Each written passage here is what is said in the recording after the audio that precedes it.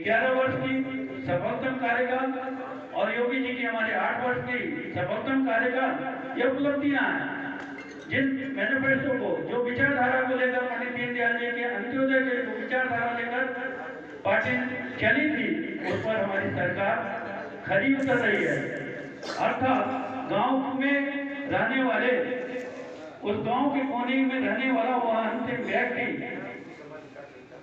जो पूर्व में गांव के विकास में वो पिछड़ गया था, उसकी आर्थिक स्थिति बदहाली थी, वो कहीं दिखाई नहीं देता था, उसको उभार करके हमारे प्रधानमंत्री जी, मोदी जी और योगी जी की सरकार, हमारे अनिल जी बैठे हैं, इनकी सरकार, इन लोगों ने भी मेहनत किया है, इनको श्रम विभाग मिला है। ऐसे कुशल श्रमिक जो अपने मूल काम को छोड़कर कहीं चले गए थे, पुनः अपने काम को की ओर बढ़ के हमारी सरकार के हाथ उनके पीछे लगे, तो वह समाज की मुख्य धारा में बराबरी का दर्जा प्राप्त किए। लाखों करोड़ों लोगों को हमारी सरकार ने शौचालय दिया, करोड़ों लोगों को हमारी सरकार ने आवास दिया, करोड़ों लोगों को हमारी सरकार ने मुफ्त बिजली कनेक्शन दिया, करोड़ों लोगों को हमारी सरकार ने मुफ्त गैस कनेक्शन दिया, करोड़ों लोगों को हमारी सरकार ने 5 लाख का स्वास्थ्य बीमा दिया, और हमारी सरकार ने गरीब सामान्य वर्ग के लोगों को भी, जो छोटे किसान थे, उन सबको भी हमारे किसान सम्मान निधि से जोड़ा। अर्थात सबकी तरफ उनका ध्यान गया। उस गांव में रहने वाले, कस्बे में रहने वाले वो गरीब लोग जो कांग्रेस 70 साल से गरीबी नहीं हटा पाई थी, हम कह सकते हैं कि 50 करोड़ के ऊपर के लोगों को हमारी सरकार ने गरीबी उन्मूलन से आगे निकाला है, उनको गरीबी मुक्त किया है। यह हमारी सरकार की उपलब्धि है। इस तरह भारतीय जनता पार्टी की सरकार और भारतीय जनता पार्टी का संगठन ये मिल करके यह काम कर रहा है। मित्रों, हमारा सक्रिय सदस्य अर्थात पार्टी की नीति को लोगों के बीच पहुंचाने का काम करता है। सक्रिय सदस्य पार्टी के लिए सैनिक का काम करते हैं। सक्रिय सदस्य चट्टी चौराहे पर लोग जो सपा बसपा कांग्रेस के लोग क्रिया करते हैं, उनको अपनी सरकार की उपलब्धियों की जानकारी करके वहां उनको प्रत्युत्तर देने का काम करते हैं। इसलिए आप सबको यहाँ सम्मेलन में बुलाया गया है। आप सब जानकारी रखिए, हमारे मोदी जी की और योगी जी की सरकार, अभी सरकार की उपलब्धियों के बारे में अनिल जी बताएंगे, विस्तृत रूप से बताएंगे कि हमने क्या क्या किया है, उसको जानकारी करिए और जानकारी रखिए, क्योंकि आप सैनिक हैं भारतीय जनता पार्टी के। आपको जानकारी रखनी चाहिए, सही जानकारी रखनी चाहिए। जहां कोई बोलता है चट्टी चौराहे पर, तो वहां अपने पार्टी के पक्ष में, अपनी सरकार के पक्ष में प्रतिक्रिया देने की आपके पास क्षमता होनी चाहिए। इसलिए इस सम्मेलन में आप सबको बुलाया गया है। भारतीय राजनीति में भाजपा द्वारा लाया गया परिवर्तन, यह विषय मुझे दिया गया है। भारतीय जनता पार्टी एक राष्ट्रवादी राजनीतिक दल है जो भारत को एक सुदृढ़, समृद्ध एवं शक्तिशाली राष्ट्र के रूप में विश्व पटल पर स्थापित करने के लिए कृत संकल्पित है। भारत को एक समर्थ राष्ट्र बनाने के लक्ष्य के साथ भाजपा का गठन 6 अप्रैल 1980 को हुआ, दिल्ली के कोटला मैदान में हुआ। आप सब जानते हैं कि क्यों हुआ। उसके पहले भी यहाँ बहुत से कार्यकर्ता हैं कि भाजपा का जो स्वरूप है वह तो सन 1951 में ही हो गया, जब जनसंघ का गठन हुआ। जनसंघ के गठन के बाद पुनः जब जनता पार्टी में 77 में विलय हुई, उस समय भी हम जनता पार्टी में अटल जी के नेतृत्व में जनता पार्टी में समाहित हो गई। 3 साल सरकार चली मोरारजी देसाई और चौधरी चरण सिंह के नेतृत्व में, लेकिन कई दल उसमें मिले थे, तो सभी दलों में खींचताना थी। उसी की वजह से हमारी सरकार बहुमत से, पूर्ण बहुमत से चुनी हुई सरकार धीरे धीरे वह खंडित होती गई, और वहां लोगों के बीच में भी हमारे जो जनसंघ के कार्यकर्ता थे, उनको यह कहता कि हम दोहरी कानून नहीं माने, दोहरी नागरिकता नहीं मानेंगे। ये जो जनसंघ के लोग हैं, एक तो यहाँ जनता पार्टी में कार्यकर्ता बने हुए हैं, फिर यहाँ से जाएंगे तो ये संघ के कार्यकर्ता बन जाते हैं। तो ये दो प्रकार की भूमिका में हम लोग इसको पसंद नहीं करेंगे। इस बात को सुनते हुए हमारे आडवाणी जी, अटल जी और उस समय के विजय राजे सिंधिया जी, सिकंदर बख्श जी, सुंदर सिंह भंडारी जी, इन्होंने निर्णय किया कि हमको अब जनता पार्टी से अलग हो जाना चाहिए, क्योंकि 80 का चुनाव था, उसमें जनता पार्टी जो है चुनाव पूरी तरह हारी, कांग्रेस बहुमत से पूर्ण बहुमत इंदिरा जी के नेतृत्व में आई। तो उसके बाद यह निर्णय लिया गया कि हम अपना अलग दल बनाएंगे, विचारधारा हम नहीं बदलेंगे। विचारधारा हमारा विचार परिवार जो संघ है उसको हम मानेंगे और हम इन लोगों से अलग होकर एक नया दल बनाएंगे। तो वही 6 अप्रैल 1990 को नई दिल्ली के कोटला के मैदान में एक कार्यकर्ताओं का अधिवेशन किया गया, जिसमें हमारे श्रद्धेय स्वर्गीय अटल बिहारी वाजपेयी जी पहले हमारे राष्ट्रीय अध्यक्ष निर्वाचित घोषित हुए। अपनी स्थापना के साथ ही भाजपा ने अंतर्राष्ट्रीय, राष्ट्रीय और लोकहित के विषयों पर मुखर रहते हुए भारतीय लोकतंत्र में अपनी सशक्त भागीदारी दर्ज की तथा भारतीय राजनीति को एक नया आयाम दिया। और उसी समय जब हमारा प्रथम अधिवेशन मुंबई में हुआ और वहां पे अधिवेशन में अटल जी का भाषण हुआ, अटल जी ने कहा, उन्होंने भविष्यवाणी की और उन्होंने कहा कि अंधेरा छटेगा, सूरज उगेगा, कमल खिलेगा। और उन्होंने भविष्यवाणी की कि आज यह भाजपा रूपी कमल का फूल आने वाले दिनों में भारत की राजनीति में कश्मीर से कन्याकुमारी तक और गुजरात से हिमाचल प्रदेश तक हर जगह भारतीय जनता पार्टी का जनप्रतिनिधि होगा, यह मैं विश्वास दिलाता हूं। उन्होंने उस समय घोषणा की थी। आज मुझे कहने में गर्व होगा कि अटल जी की वो कही गई बातें आज पूर्ण रूप से चरितार्थ हो रही है और मेरी सरकार, हमारी सरकार के कार्यकर्ता किन्हीं न किन्हीं रूप में पूरे देश में देश का नेतृत्व कर रहे हैं और भाजपा हर एक राज्य में, हर एक कस्बे में, हर एक गांव में अपना जनप्रतिनिधि बनाकर आगे बढ़ रही है।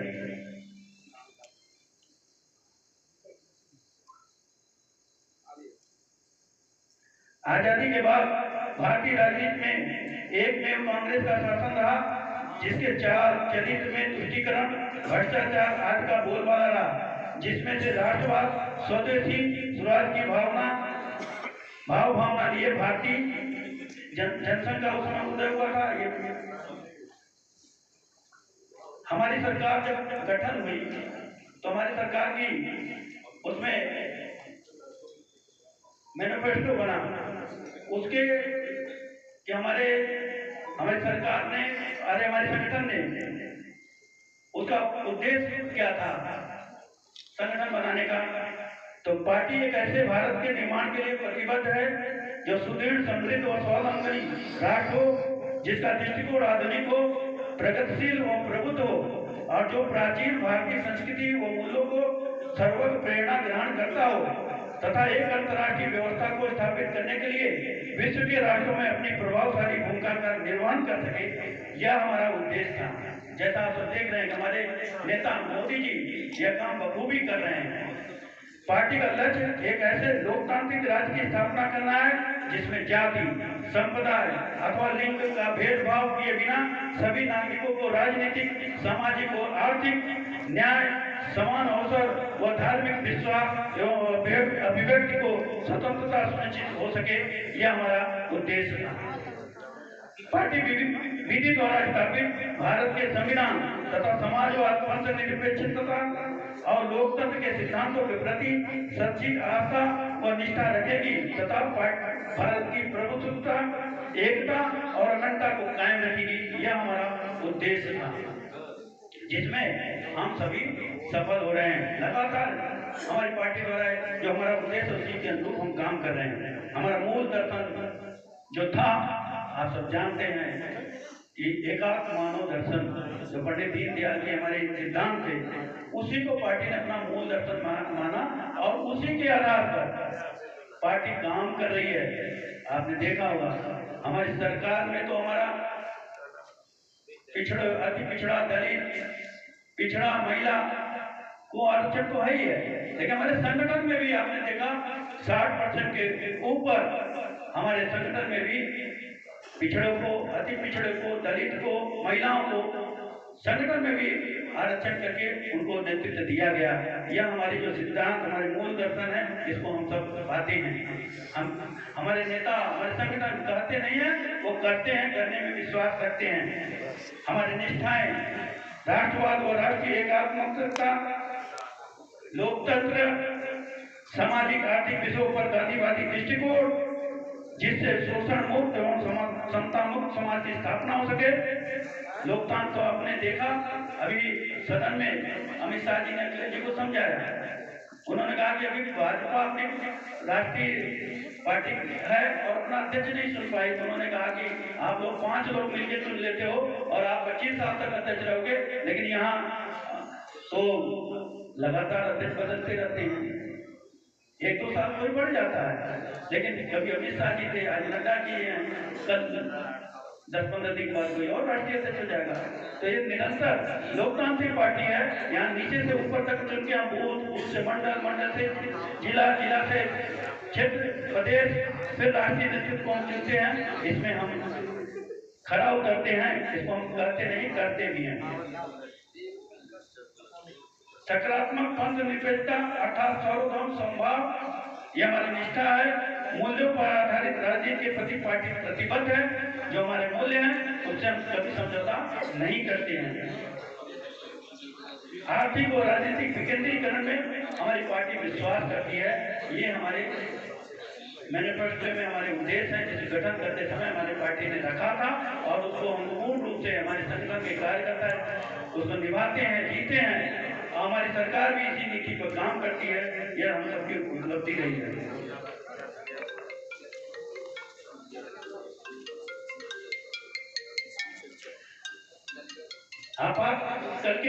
आपातकाल के प्रतिकार की कहानी हमारी लोकतंत्र निष्ठा को पुष्टि करती है। पंडित दीनदयाल उपाध्याय जी के नेतृत्व में जो विपक्ष उभरा, वही विकल्प बनने में भी सक्षम था। श्री अटल बिहारी वाजपेयी एवं नरेंद्र मोदी भारतीय लोकतंत्र में विकल्प के नियामक हैं। भारतीय लोकतंत्र के लिए अपेक्षित अखिल भारतीय संगठन व नेतृत्व आज केवल भाजपा के पास है। भाजपा की मोदी योगी वाली डबल इंजन की सरकार ने पूरे देश का चित्र बदल दिया है। भाजपा के शासन में देश आत्मनिर्भरता की ओर बढ़ रहा है। नीति आयोग की रिपोर्ट के अनुसार मल्टी डायमेंशनल पॉवर्टी इंडेक्स की रिपोर्ट करती है कि 9 सालों में 17.89% यानी 25 करोड़ लोग गरीबी रेखा से बाहर है। ये सरकार की आधिकारिक एजेंसी बताती है।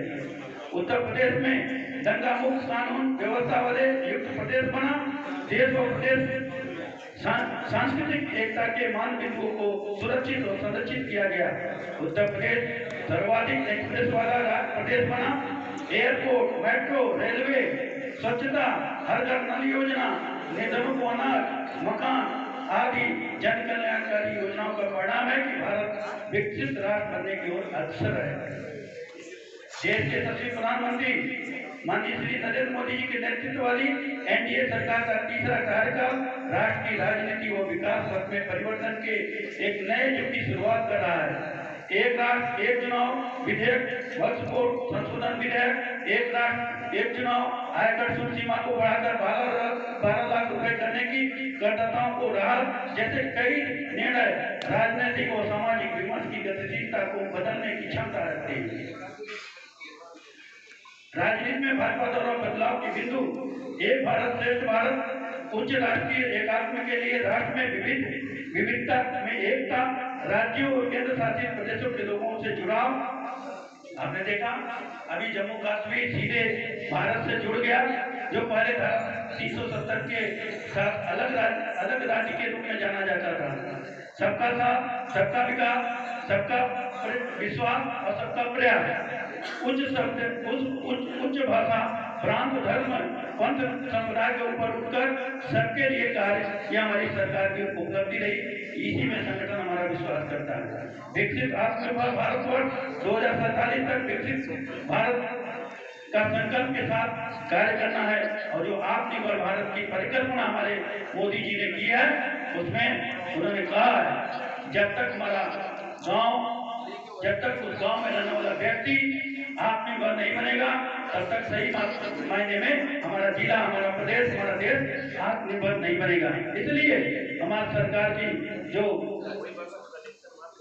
योजनाएं हैं, कार्यक्रम है, उनके माध्यम से उन सभी गांव में रहने वाले, चाहे कुमार भाई हो, चाहे हमारे लोहार भाई हो, सुधारी के काम करने वाले भाई हो, चाहे हमारे गांव में खिलौने बनाने वाले लोग हैं, चाहे हमारे गांव में रहने वाले खेती करने वाले लोगों, सबको उनके विषय के अनुसार सरकार की अन्य विभागों की योजनाएं उनके आत्मनिर्भर बनाने के लिए उनके पास स्वयं पहुंचाई जा रही है। वो गांव में ही रह के काम करें, उनका पलायन गांव से न हो, वो गांव से दिल्ली, मुंबई, लखनऊ न जाए, वो गांव में ही अपने रोजगार, जो पारंपरिक रोजगार थे, जो उनके जिसमें उनको हुनरता प्राप्त थी, उसके लिए उन्होंने चाहे हमारे श्रम विभाग के माध्यम से, चाहे एमएसएमई के माध्यम से, चाहे खादी के माध्यम, अनेक बहुत से विभाग हैं, छोटे छोटे कृषि विभाग के माध्यम से, उद्यान विभाग, बहुत से विभाग हैं जो उन गांव के लोगों को उनके गांव में ही रोजगार देने के लिए अग्रसर हैं और उनको गांव में रोजगार देकर वह नए भारत के निर्माण में, आत्मनिर्भर भारत के निर्माण में आगे बढ़ रहे हैं। इसमें हमारी सरकार आगे बढ़ रही है। हम सबको मिलकर लोगों की सहायता करके सरकार की स्कीमों से उनको बांधकर उनको समाज में बराबरी का दर्जा दिलाएं, ये हम सबको करना है। इसके लिए हमारे सक्रिय सदस्य को आज यहाँ प्रशिक्षण में बुलाया गया है। राष्ट्रीयता, राष्ट्रवाद, सांस्कृतिक राष्ट्रवाद, राष्ट्रीय सीमाओं को सुराज में स्व का भाव, भ्रष्टाचार पर लगाम, राजनीति में सुचिता, नैतिकता के प्रयास, भ्रष्टाचार पर रोक, राष्ट्रीय सुरक्षा का पहल, नक्सलवाद, आतंकवाद पर प्रभावी नियंत्रण, विदेश नीति में भारत की विश्व मंच पर साख बढ़ी है। भाजपा का सर्वव्यापी, सर्वस्पर्शी कार्य विस्तार विश्व का सबसे बड़ा राजनीतिक दल बनाया है।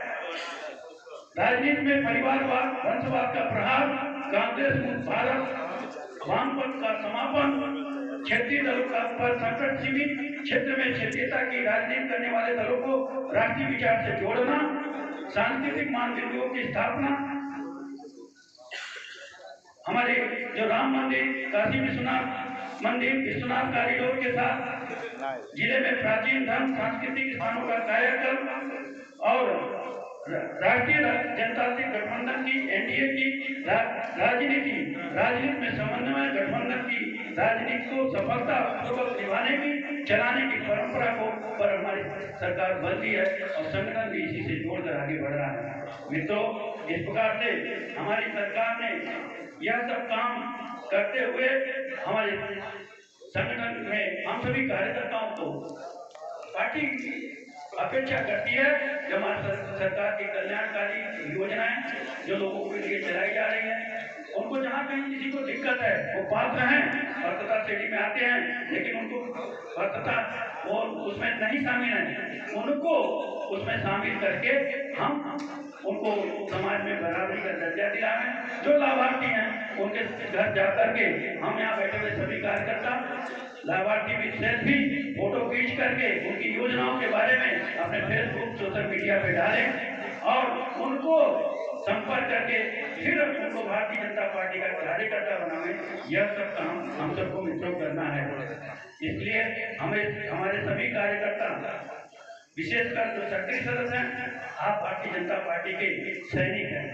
आपको अपनी जो सरकार की उपलब्धियां हैं उनकी जानकारी करके आगे लोगों के बीच में चलना होगा और अपनी पार्टी की विचारधारा को बढ़ाना होगा।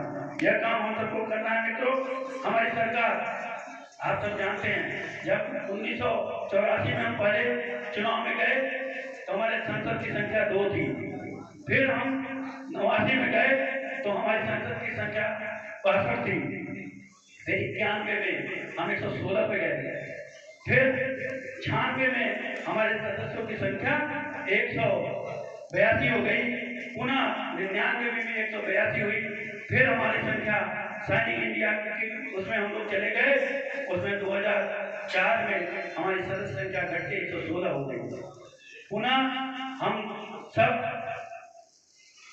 2009 में हमारे कार्यकर्ता शिथिल पड़े और हम सब 112 की संख्या संख्या पे अपने संसद को जिताकर लोकसभा में भेजने का काम करें। हम कमजोर थोड़ा सा हुए, हमारे कार्यकर्ताओं का थोड़ा मनोबल घमाडोल हुआ, लेकिन पुनः जब हमारे मोदी जी की नेतृत्व में हमारे कार्यकर्ता देश में संगठित हुए और मोदी जी के नेतृत्व में लोगों को विश्वास हुआ, तो हमारी सदस्य संख्या हमारे 284 पहुंच गई।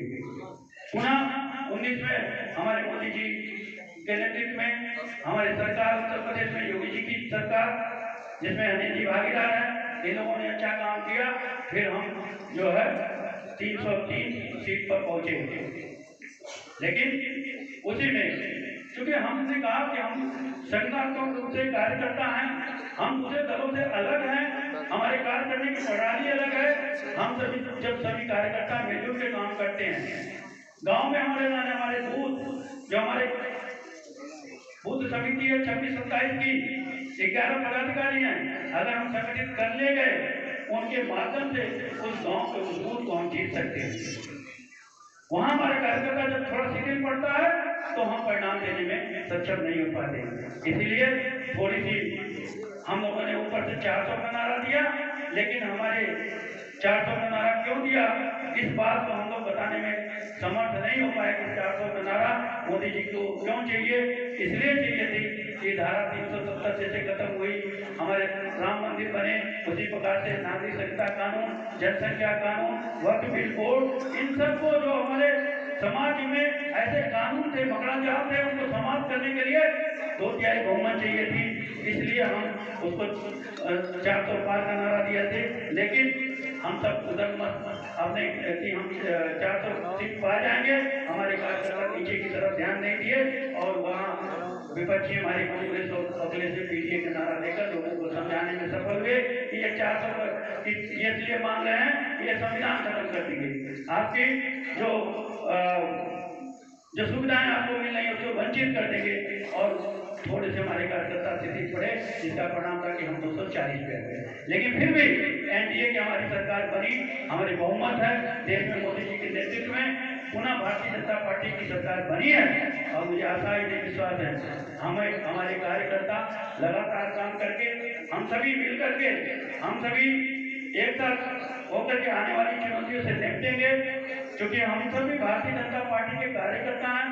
यहाँ बैठे हुए बहुत से कार्यकर्ता जिन्होंने पार्टी ज्वाइन की, तो इस उद्देश्य से नहीं कि पैसा कमाना है, इस उद्देश्य से नहीं कि हमको तनख्वाह मिलना है, इस उद्देश्य से नहीं कि हमें जिला अध्यक्ष बनना है, इस उद्देश्य से नहीं कि हमें विधायक बनना है, या केवल उस राष्ट्र को परम वैभव को पहुंचाने के लिए, उस राष्ट्र को अखंड भारत के निर्माण में भाजपा की भूमिका जो दिखाई देती है, उससे प्रभावित होकर के राम मंदिर बने, 370 समाप्त हो, समान नागरिक संहिता कानून लागू हो, वक्फ बोर्ड जैसे जितने भी जो भारत के विरोधी ये नियम थे, इनको फाड़ फेंकने के लिए हम सभी भारतीय जनता पार्टी को ज्वाइन किए थे।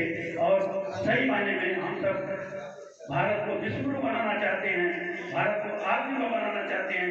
इसलिए हम सभी भारतीय जनता पार्टी के कार्यकर्ता बने और हम सब इसी में खुश हैं। हमने भी जब काम शुरू किया था 91 में, ये संजय थे मेरे साथ, मैं खुद अध्यक्ष था यूपी कॉलेज में, हम लोग दौड़ते थे 14 बूथ थी, लेकिन इतनी क्षमता थी हम लोगों की आज तक 89 से 90 से हम लोग बूथ अभी कभी हारे नहीं है।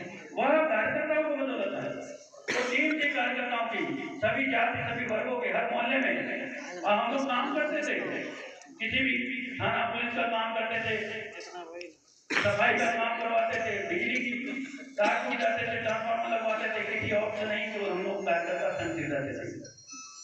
और उसका परिणाम था कि कभी बूथ हारे नहीं। अगर कोई हमारा व्यक्ति कोई दूसरे बूथ पर चला भी जाता था तो हम लोग रोकते थे, अरे उधर कहाँ, तो वो इसलिए आंख से आंख मिला के भाग के आते थे, गलती से चले गए। तो ये दावा कार्यकर्ताओं के थे, हम अपनी क्षमता, अपनी कार्यकर्ता की शक्ति की बदौलत अपने बूथ को कभी हम लोग हारे नहीं। यही मैं विश्वास आप सबसे रखता हूँ कि आप सब भारतीय जनता पार्टी के कार्यकर्ता हैं, विधायक आएंगे, सांसद आएंगे, ब्लॉक प्रमुख बनेंगे, जिला पंचायत अध्यक्ष बनेंगे, पार्षद बनेंगे, लेकिन कार्यकर्ता का जो भाव है वो कार्यकर्ता बना रहेगा, उसको कोई हटा नहीं सकता। हमने आपके कार्यकर्ता के बल पर पार्टी तय कर दी है, कौन अच्छा कार्यकर्ता है, कौन काम को अब दिए गए काम को निष्ठापूर्वक करता है, उसके आधार पर पार्टी चेंज करती है। हमने कहा लोकतांत्रिक पार्टी है, हम लोग इसी में काम करते थे। जब काम करते थे मुझे संजय थे, कभी था मन में कि हम लोग जिला से बनेंगे, कभी वो बनेंगे।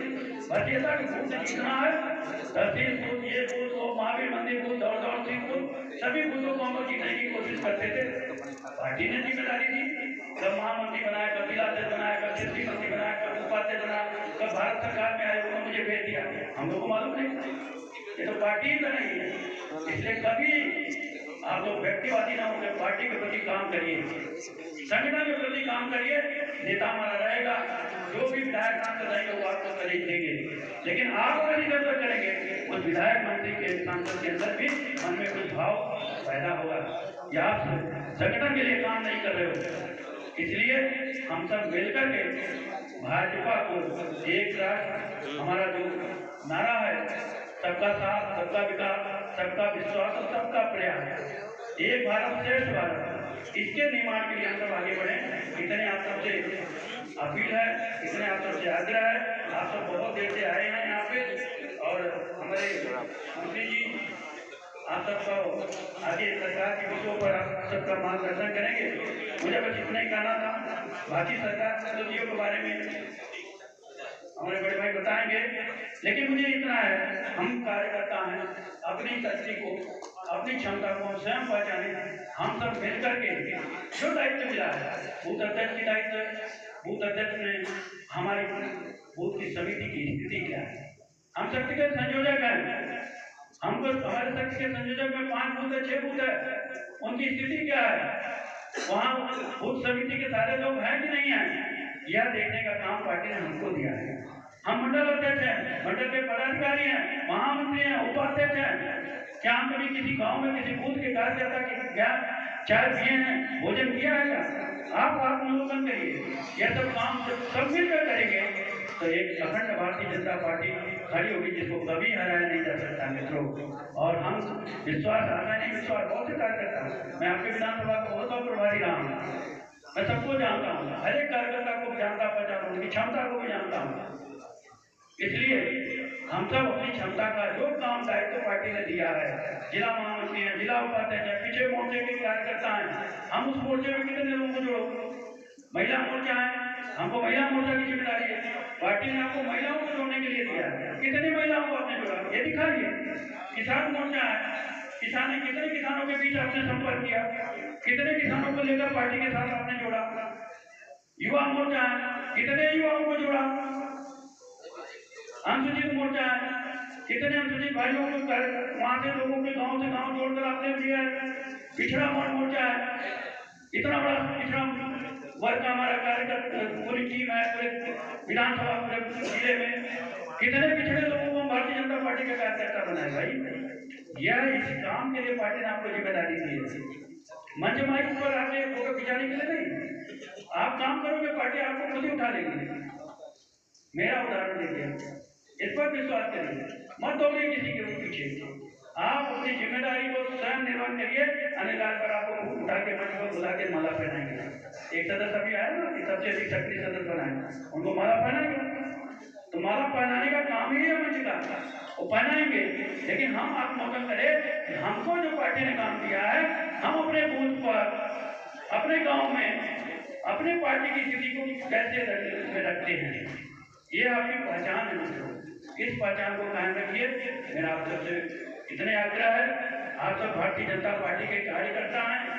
आपने देखा होगा हमारे जितने भी नेता हैं, पहले हमारे राष्ट्रीय अध्यक्ष हुए। देखिए इसमें मैं बोल रहा हूँ, ये लोकतांत्रिक पार्टी है, किसी की भाव की पार्टी नहीं है, ये हम सबकी कार्यकर्ताओं की पार्टी है। मैंने कहा काम करोगे, पहले वहां बैठे रहोगे, फिर यहाँ बुलाया जाएगा, यहाँ से यहाँ बुलाएगा, यहाँ से यहाँ बुलाएगा।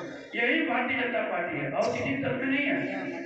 हमारे अटल बिहारी वाजपेयी जी जब 1980 से 86 तक पहले हमारे राष्ट्रीय अध्यक्ष हुए, दूसरे राष्ट्रीय अध्यक्ष हमारे हुए लालजी आडवाणी जी, वो 86 से 91 तक।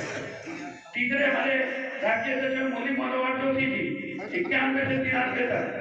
फिर लालजी आडवाणी जी को बनाया गया 93 से 98 तक। फिर कुशाभाई ठाकरे जी हमारे राष्ट्रीय अध्यक्ष हुए 98 से 2000 के बीच। फिर बंगारू लक्ष्मण जी हमारे राष्ट्रीय अध्यक्ष हुए 2000 से 2001 के बीच में। फिर जेना कृष्णमूर्ति जी हमारे राष्ट्रीय अध्यक्ष हुए 2001 से 2002 तक। फिर वेंकैया नायडू जी 2002 से 2004 तक हमारे राष्ट्रीय अध्यक्ष हुए। लालकृष्ण आडवाणी जी को पुनः तीसरी बार हमारा राष्ट्रीय अध्यक्ष बनाया गया 2004 से 2006 के बीच में। फिर हमारे बनारस के ही नेता आदरणीय राजनाथ सिंह जी को 2006 से 2009 तक राष्ट्रीय अध्यक्ष बनने का मौका मिला। फिर नितिन गडकरी जी 2009 से 2013 तक हमारे राष्ट्रीय अध्यक्ष हुए। पुनः राजनाथ सिंह जी को 2013 से 14 तक फिर राष्ट्रीय अध्यक्ष हुए। 2014 में हमारी करिश्माई नेतृत्व आए, अमित शाह जी के नेतृत्व में उनको राष्ट्रीय अध्यक्ष बनाया गया। 2014 से 2020 में तक वह राष्ट्रीय अध्यक्ष है। जेपी नड्डा जी 2020 से अब तक राष्ट्रीय अध्यक्ष है। आगे 15 दिन में क्योंकि हमारा राष्ट्रीय अधिवेशन होने वाला है, नया राष्ट्रीय अध्यक्ष हम लोग को मिल जाएगा।